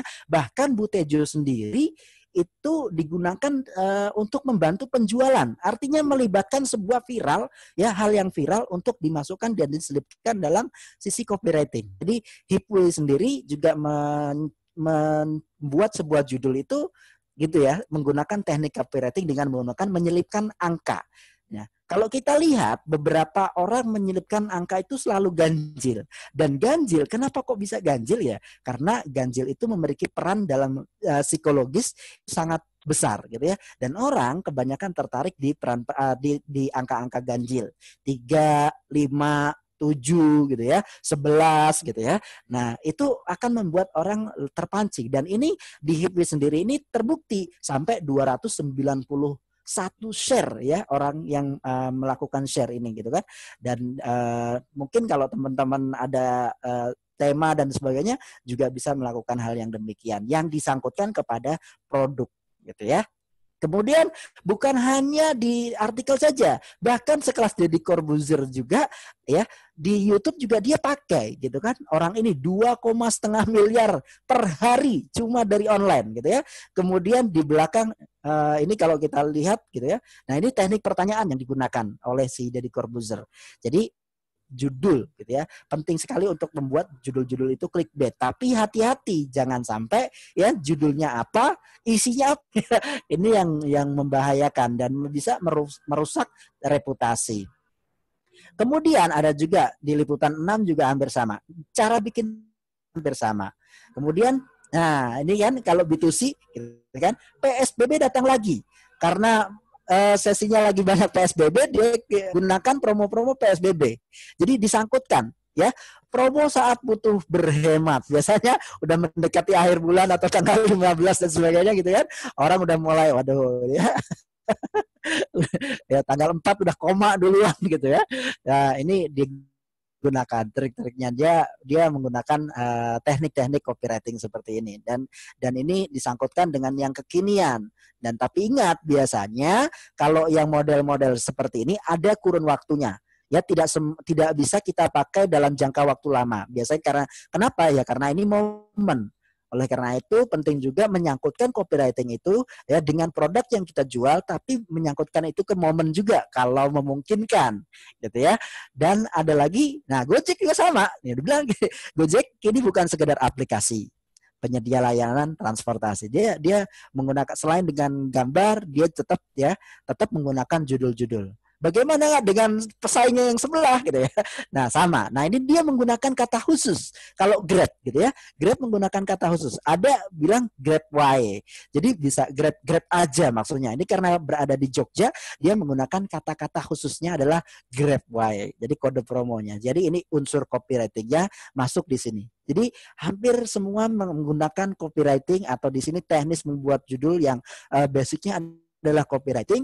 Nah, sekarang bagaimana platform itu cocok untuk bisnis Anda, platform kemudian momennya juga pas gitu kan. Apakah itu B2C, apakah itu B2B maksud saya gitu kan. Dan kemungkinan dan karena memiliki peranan yang sangat penting dalam membuat orang itu tertarik dengan iklan atau promo yang Anda tawarkan. Kemudian kalau sisi emosional juga sama gitu ya. Bagi kamu, ini juga salah satu artikel ya. Bagi kamu yang berusia 20 sampai 30 tahun dan belum punya pasangan, inilah 7 alasan untuk tetap single. Ini di 2016, kalau di 2020 ya coba 7 alasannya apa. Dan ini adalah sisi emosional dan terbukti ya, karena tersentuh emosionalnya, maka yang melakukan share terhadap artikel ini adalah 5,2K gitu ya. Udah 5.000 lebih gitu ya orang yang melakukan share ya, dan ini dilihat oleh 31.000 ya. Kalau di atasnya most favorite itu di atasnya ada tulisannya ya. Kemudian 31,6 ribu view. Jadi luar biasa. Karena apa? Karena dari judul. Nah, bagaimana judul-judul ini bisa kita sangkutkan? Nah, nanti kita coba sama-sama kupas. Nah, ini juga menarik ya. 6 kesalahan. Jadi ini memadukan 2 unsur copywriting tadi. Kesalahannya disadarkan ya, memasukkan unsur angka juga ada. Jadi 6 kesalahan. Wow. Kemudian di terakhir masih dikasih unsur copywriting lagi, tanda tanya. Jadi makin komplit itu ya. Dan ini yang melakukan adalah Kompas. Nah, bayangkan ya, sekelas media ini melakukan teknik-teknik copywriting dan sebagainya. Nah, sekarang apakah kita mau menggunakan teknik ini untuk melakukan penjualan? Kan seperti itu soalnya. Nah, untuk itu saya akan meminta kepada Anda semua untuk mencoba menuliskan 3 headline terbaik untuk mempromosikan Anda. Mau itu asuransi, mau itu karena saya tahu tadi di sini ternyata ada juga yang dari asuransi ya. Coba tuliskan 3 headline. Kalau Anda mau promosi, seperti apa headline yang menarik untuk dilihat oleh audiens Anda? Ya, kemudian ada Pak Arif, boleh dijeda sedikit ya Pak Arif ya? Aduh, mohon maaf banget. Padahal lagi seru banget ya Pak ya. Tapi karena waktu Pak, boleh latihan ini kita serahkan untuk dilaksanakan jadi PR kali ya Pak ya? Karena waktu kita tinggal 10 menit lagi dan masih banyak pertanyaan yang masuk buat Pak Arif juga Pak Romi. Kepanjangan Pak, kepanjangan. Oke. Silakan Pak. Mohon maaf Pak, saya ini karena banyak yang mau nanya nih Pak, banyak penasaran. Ngantri Pak, ngantri pertanyaan. Ya silakan Pak, dilanjutkan. Boleh ya, silahkan. Oke, boleh kalau gitu disimpulkan dulu Pak dari semua ini Pak, dari semua yang Bapak berikan kepada kami, mulai dari apa tadi? Oh ya, ada yang memberikan problem, terus solusi dalam copywriting, terus unsur-unsurnya, terus tadi Pak Arif juga kan bilang kalau judul menyumbangkan 80% ya untuk Ya, menarik atensi. Dan betul. saya menarik banget karena kita bisa menggunakan ada fakta di situ ya, kita bisa menggunakan fakta, terus saya lihat juga ada Iya. garansi yang bisa kita Hmm. jadikan sebagai penarik atensi. Nah, yang mungkin satu hal Pak, di tips Ya, itu kan terakhir Bapak bilang ada sadar akan kesalahan. Maksudnya sadar akan kesalahan seperti apa ya Pak sebelum kita loncat ke kolom chat karena udah banyak juga ya Pak. iya. Ya, jadi ini angle untuk membuat sebuah apa namanya perhatian. Jadi kita bisa membuat dari sisi yang positif, bisa membuat sisi yang negatifnya gitu ya. Nah, negatifnya itu dengan menyadarkan kesalahan. Misalnya kalau sisi positif, karena ini virtual learning gitu ya, misalnya 7 cara apa namanya melakukan virtual learning secara efektif. Itu kan dari sisi positif. Nah, kita bisa ubah angle-nya 7 kesalahan ya virtual learning ya sehingga tidak berlaku efektif. Nah, itu salah satu sisi angle-nya. Jadi angle yang kita mau tuliskan itu bisa dari yang positif, bisa dari yang negatif gitu ya. Nah, cuman gitu ya, kalau yang sisi positif itu udah banyak yang melakukan. Nah, cuman yang menaruh di sisi negatifnya menyadarkan terkait dengan kesalahan gitu loh. Misalnya kalau Yakul gitu ya, 7 kalau misalnya Anda tidak memperhatikan ini bahaya kalau Anda tidak memperhatikan usus Anda, misalnya begitu. Oke, Jadi jadi dari angle-nya ya Pak ya. Oke, iya, jadi di angle. kolom chat nih ada pertanyaan nih buat Pak Arif dari Pak Mario. Sometimes kalau kita buat iklan yang clickbait, ujung-ujungnya yang bertanya tentang iklan kita ternyata tidak sesuai dengan target market kita. Jadi lead-nya banyak, tapi market meleset. Apakah berarti judulnya harus lebih spesifik lagi? Atau memang yang penting lead dulu nih yang kita kumpulin banyak baru kita saring satu-satu. Gimana tuh Pak Arif? Iya, terima kasih untuk pertanyaannya. Jadi kalau tidak sesuai dengan apa namanya marketnya tadi gitu kan ya. Contohnya kita jualan apa gitu properti ternyata yang komen adalah ABG gitu kan yang mungkin masih sekolah dan sebagainya. Itu contoh gitu ya. Berarti di sini ada satu hal yang mungkin gitu ya kita berangkatnya langsung ke lead dan sebagainya gitu ya. Kita tidak mengawali tadi dari targetnya di mana Pak Romi bilang tadi ada yang namanya buyer persona. Jadi buyer persona itu adalah berangkat dari mana, dari buyer persona itulah kita bisa menentukan, bisa berangkat dan menentukan sebuah judul yang menarik dan seperti apa teknisnya. Jadi buyer persona itu yang utama gitu ya. Istilahnya udah tahu targetnya, udah tahu lokasinya di mana, kira-kira Anda mau nyasar orang dengan penghasilan berapa, baru dari situ risetnya udah terkumpul, kita bisa menentukan judul yang baik atau opsi-opsi judul yang menarik seperti apa. Gitu Mbak Clara. Mantap, luar biasa. Tepuk tangan dulu dong buat Pak Arif untuk segala penjelasan dan jawaban pertanyaannya. Ya, kita udah masuk ke Q&A ya. Dan pertanyaan kedua, pertanyaan selanjutnya nih, saya mau bacain ini masih di sesinya Pak Derumi nih tadi nih. Nah, pertanyaannya menarik dari Minarni, Ibu Minarni ya. Mau tanya Pak, TikTok kan saat ini lagi ramai nih. Terus gimana menggunakan TikTok untuk jualan? Nah, silakan Pak De. Siap. Oke, pertanyaannya saya jawab dengan pertanyaan balik gini ya. Maksudnya, oke, kita sama-sama tahu TikTok itu kontennya seperti apa, seru gitu ya. That's why audiensnya juga kita sama-sama tahu itu Gen Y, Gen Z, tapi saat ini hampir semua generasi juga suka sama TikTok. Nah, spirit TikTok itu kan seru, menarik gitu karena bisa juga kita buat satu kompetisi misalnya untuk menaikin brand awareness-nya. Jadi TikTok misalnya kita cara jualannya adalah dengan tadi misalnya kita mau kasih satu tips. Saya ambil contoh salah satu influencer, saya lupa namanya siapa, dia berhasil sekali melakukan sebuah penjualan lewat TikTok itu dengan cara hanya memberikan beberapa tips-tips gitu ya. Tips-tipsnya tapi itu menarik gitu. Jadi yang perlu diingat, yang kita buat dalam social selling itu sekali lagi ini bukan mempromosikan satu brand secara perusahaan gitu ya, tapi ini kan dilakukan secara individu gitu. Nah, karena ini social selling bukan marketing gitu kan, ini kan selling, ini salesnya gitu. Nah, oleh karena itu kita bisa buat satu video TikTok yang singkat yang isinya adalah mungkin tips. Misalnya contoh, kalau tadi misalnya yang produk yang dijual adalah properti, ya mungkin kita bisa berikan tips-tips terkait tentang produk yang mau kita tawarkan. Jadi ingat di posisi engage tadi, urusannya kita adalah membangun hubungan supaya pada saat orang sudah memutuskan untuk membeli, yang paling dia ingat pertama kali adalah kita dan produknya kita. Itu sih. Oke, thank you Pak Deromi. Jadi kita posting hal-hal yang bisa bangun hubungan ya di TikTok itu ya. Ya. Oke, Berupa selanjutnya tips misalnya, berupa hal-hal yang menarik. Tapi spiritnya TikTok tetap kita gunakan gitu, yang seru, yang fun, yang joget-joget ya, pakai lagu ya. Iya. Jangan tiba-tiba TikTok tapi pakai kontennya yang serius gitu kan. Waduh. Yes. Thank you, Pak De. Nah, selanjutnya buat Pak Arif lagi nih, dari Pak Aris. Pertanyaannya adalah, gimana caranya atau trik agar judul biar viral? Apa ada parameter nih Pak supaya viral? Sok Pak dijawab, silahkan. Terima kasih Pak Aris ya. Judul yang viral itu banyak sekali faktornya gitu ya, banyak sekali yang perlu kita lakukan. Jadi memang tadi ya, konsisten itu yang kemudian bisa membuat kita juga viral. Kita tahu polanya sehingga kita tahu marketnya seperti apa gitu.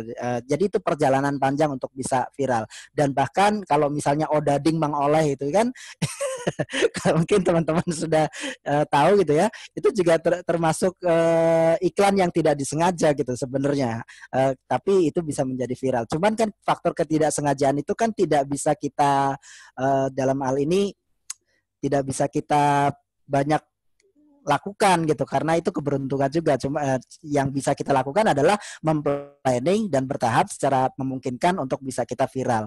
Dan bagaimana kita viral ya, banyak bisa kita sangkutkan dengan yang viral sekarang apa gitu ya. Kemudian contoh lagi Najwa Shihab, Najwa Shihab itu kan menanti Terawan. Nah, bagaimana itu juga lagi banyak dibuat meme dan disangkutkan kepada produk gitu ya.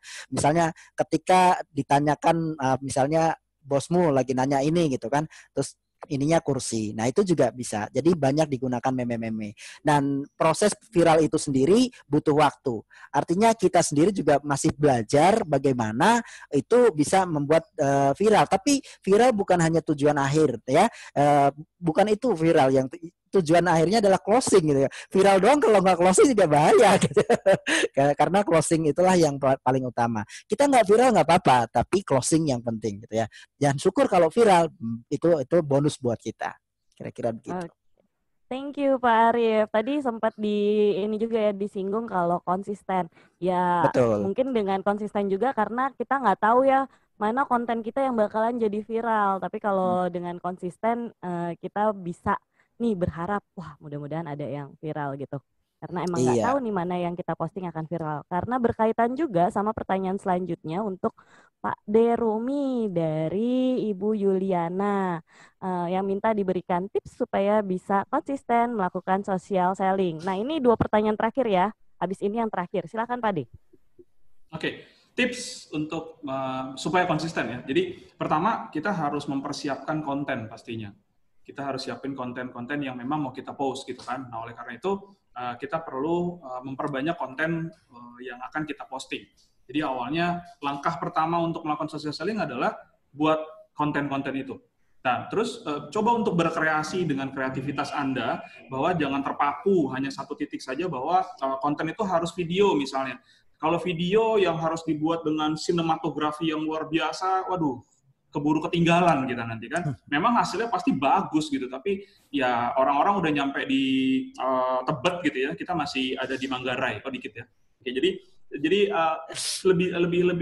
lebih sederhana, simpel, tapi yang perlu kita perbanyak itu adalah konten-konten. Mungkin kita sudah mulai bisa mengumpulkan tips-tips, quotes-quotes yang bagus gitu, tapi yang sekali lagi yang perlu diingat, social selling itu bisa dilakukan oleh semua orang yang ada di departemen sales itu sendiri, karena ini bukan bagian dari sebuah promosi brand yang menjadi kewajiban seorang marketernya atau marketingnya.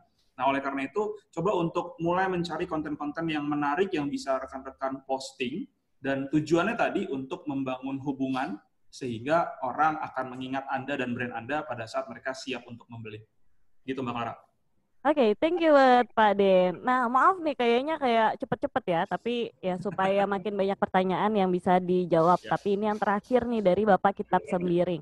Pak Arif, istilah copywriting apa bedanya spesifik dengan iklan atau sama saja kah?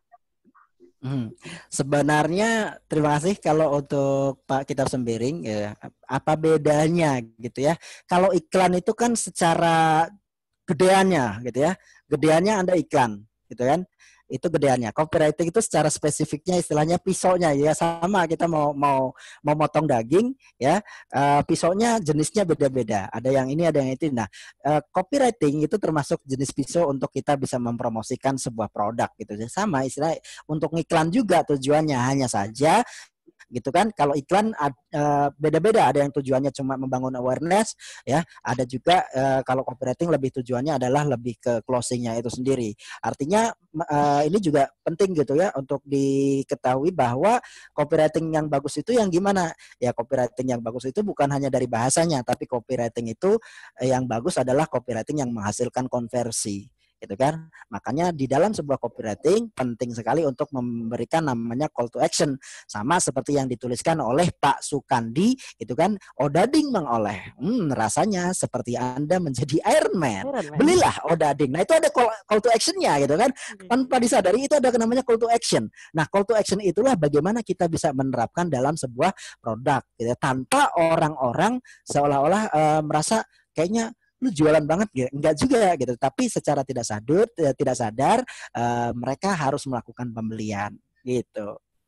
Oke, thank you. Terima kasih sekali untuk Pak Arif dan Pak Deromi. Masih banyak pertanyaan yang kami belum bisa jawab, mohon maaf karena waktu. Tapi ada yang personal chat sama saya nih, curhat katanya, aduh jualannya aslinya laris tapi kena protokol jadi ambiar soalnya jualan venue. Ya mungkin tips dari kami adalah dengan copywriting ini justru kita bisa mempersiapkan untuk nanti ya, karena kan pandemi ini kita yakin dan kita punya kepercayaan akan berakhir. Saat berakhir kita mesti siap nih, jangan sampai nggak siap.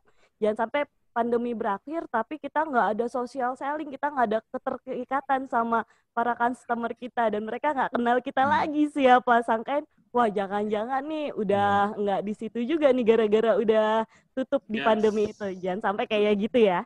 Jadi semoga semua yang sharingkan pada siang hari ini, pagi hari ini bisa digunakan, bisa membantu rekan-rekan semua yang di sini. Nah, selanjutnya saya ingin menginformasikan kalau misalkan kita masih banyak lagi nih sharing session seperti ini. Untuk informasinya silahkan lihat di Instagramnya @mdi_tech supaya tidak ketinggalan informasi-informasi sharing session yang bisa kita ikuti dan bisa kita sharingin sama-sama. Nah, rekan-rekan saya juga ingin minta untuk kita bisa mengevaluasi program hari ini. Karena tanpa evaluasi dari rekan-rekan nggak akan ada inovasi nih dari kami. Jadi silahkan evaluasi, linknya boleh dibantu admin untuk taruh di chat lagi ya. Linknya akan ditaruh lagi di chat oleh admin kita. Sudah kelihatan? Sudah dikasih? Oke. Nah, sebelum kita pergi semuanya dari ruangan ini dan melanjutkan lagi aktivitas kita dengan semangat, boleh yuk kita foto bareng dulu. Boleh dibuka semuanya videonya. Jangan lupa evaluasinya diisi dulu, karena kalau misalkan nggak diisi, aduh, kasihan nih para pembicara kita yang sudah nyiapin materi, tetapi aduh kok saya nggak diperhatiin gitu kan, sedih. Yuk kita buka dulu yuk kameranya supaya kita bisa foto bareng. Sudah, ya, karena ini ada cukup banyak ya, jadi kita akan foto berkali-kali. Ada yang bisa membantu saya untuk foto admin MDI Tech? Admin MDI Tech atau Sari mungkin bisa bantu foto, Mbak Sari? Oke, thank you. Mbak Sari akan membantu foto kita dan kita akan ada 4 kali sesi. Jadi boleh semuanya tersenyum aja ya saat saya hitung 1, 2, 3, 4. Oke, semuanya kita boleh foto sama-sama. Yuk, kita lihat ke arah kamera. 1, 2, 3. Sudah? Kita masuk lagi ke jendela yang kedua. Boleh tetap tersenyum dan dinyalakan kameranya supaya kita nggak tahu nih ada di mana. Yuk, semuanya boleh tersenyum. 1, 2, 3. Kalau misalkan capek senyum aja, boleh nih ditambahin gayanya, boleh ditunjukkan jempolnya, boleh. Yuk, jendela yang ketiga, boleh semuanya. Yuk, kita tersenyum lagi.